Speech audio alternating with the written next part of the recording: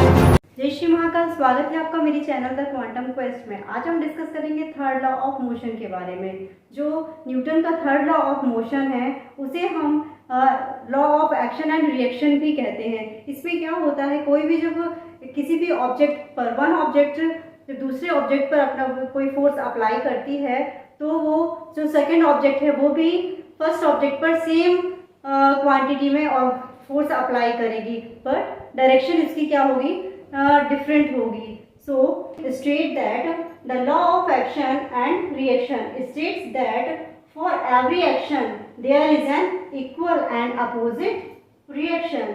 When one object exert a force on a second object, the second object simultaneously exerts an equal force but back on the first object but in the opposite direction। जैसा मैंने आपको बताया, these forces are equal in magnitude, opposite in direction. मतलब इनका क्या होता है, जो भी फोर्स अप्लाई होता है, ऑब्जेक्ट जो एक ऑब्जेक्ट है दूसरी ऑब्जेक्ट पर फोर्स अप्लाई करती है वो मैग्नीट्यूड भी तो सेम रहते हैं पर उनकी जो डायरेक्शन है वो अलग हो जाती है। और इसमें जो मेन इसके की पॉइंट्स हैं, जो कि कॉन्सेप्ट्स हैं, फर्स्ट है एक्शन एंड रिएक्शन।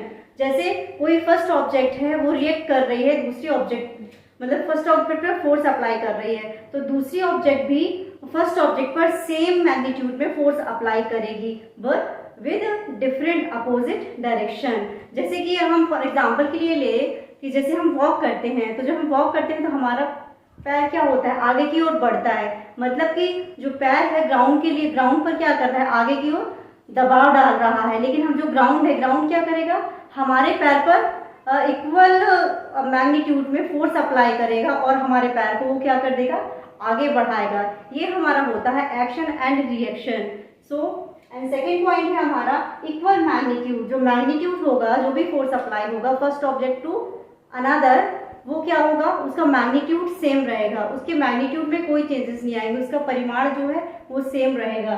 थर्ड है हमारा अपोजिट डायरेक्शन। बट क्या हो जाएगा, डायरेक्शन अपोजिट हो जाएगी। अगर हम पुश कर रहे हैं किसी चीज को आगे की तरफ तो जो ग्राउंड है जिस पर हम किसी चीज को पुश कर रहे हैं, धक्का दे रहे हैं, तो ग्राउंड भी उस पर अपोजिट डायरेक्शन में फोर्स अप्लाई करेगा जिससे कि वो चीज आगे बढ़ जाएगी।